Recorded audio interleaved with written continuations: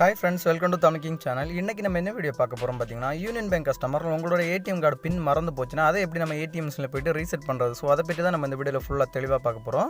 So video skip பண்ணாமல் ஃபுல்லாக பாருங்கள், அப்போ தான் உங்களுக்கு வீடியோ புரியும். வாங்க வீடியோக்குள்ளே போகலாம். இது வரைக்கும் நம்ம தமிழ் கிங் சேனலை சப்ஸ்கிரைப் பண்ணாதவங்க அப்படியே கீழே இருக்க ரெட் கலர் பட்டனை கிளிக் பண்ணி சப்ஸ்கிரைப் பண்ணுங்கள். அப்படி பக்கத்தில் இருக்க பெல் பட்டனை கிளிக் பண்ணுங்கள். அப்போ தான் அடுத்தடுத்த வீடியோ போடும்போது உங்களுக்கு நோட்டிஃபிகேஷன் வரும்.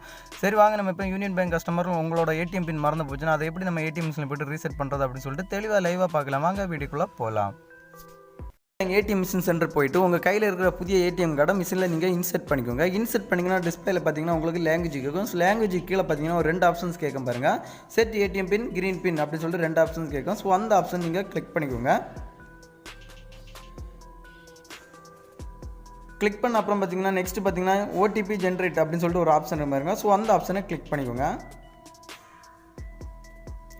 அந்த ஆப்ஷனை கிளிக் பண்ணிட்டு கீழே பார்த்தீங்கன்னா உங்களுக்கு எஸ்ன்னு சொல்லிட்டு லெஃப்ட் சைடு ஒரு ஆப்ஷன் பாருங்க. ஸோ அந்த ஆப்ஷனை கிளிக் பண்ணிக்கோங்க. அந்த ஆப்ஷனை கிளிக் பண்ண அப்புறம் பார்த்தீங்கன்னா உங்களோட ஏடிஎம் கார்டை மிஷின்லேருந்து நீங்கள் ரிமூவ் பண்ணி எடுத்துக்கோங்க. ஏடிஎம் கார்டை ரிமூவ் பண்ணி எடுத்த அப்புறம் பார்த்தீங்கன்னா உங்களுக்கு அக்கௌண்ட் ஓப்பன் பண்ணும்போது ஒரு மொபைல் நம்பர் கொடுத்துருப்பீங்க. ஸோ அந்த மொபைல் நம்பருக்கு ஒரு 1 டைம் ஓடிபி ஒன்று சென்ட் பண்ணியிருப்பாங்க பேங்க்லேருந்து. ஸோ அந்த ஓடிபி எடுத்து வச்சுக்கோங்க. வச்சுக்கிட்டு மறுபடியும் உங்களோட ஏடிஎம் கார்டை மிஷினில் இன்செர்ட் பண்ணிக்கோங்க. இன்செர்ட் பண்ணிங்கன்னா மறுபடியும் உங்களுக்கு லாங்குவேஜ் கேட்குற மாதிரி லாங்குவேஜ் டிஸ்பிளேல கேட்கும். ஸோ கீழே பார்த்தீங்கன்னா செட் ஏடிஎம் பின், கிரீன் பின் அப்படின்னு சொல்லிட்டு 2 ஆப்ஷன் கேட்கும். ஸோ அந்த ஆப்ஷனை கிளிக் பண்ணிட்டு செகண்டாக பார்த்தீங்கன்னா ஓடிபி வேலிடேட் அப்படின்னு சொல்லிட்டு ஒரு ஆப்ஷன் இருக்கும். ஸோ அந்த ஆப்ஷனை கிளிக் பண்ணிக்கோங்க. அந்த ஆப்ஷனை கிளிக் பண்ண அப்புறம் பார்த்தீங்கன்னா உங்களுக்கு பேங்க்லேருந்து சென்ட் பண்ண ஓடிபி எடுத்து நீங்கள் இந்த இதில் என்ட்ரி பண்ணிக்கோங்க.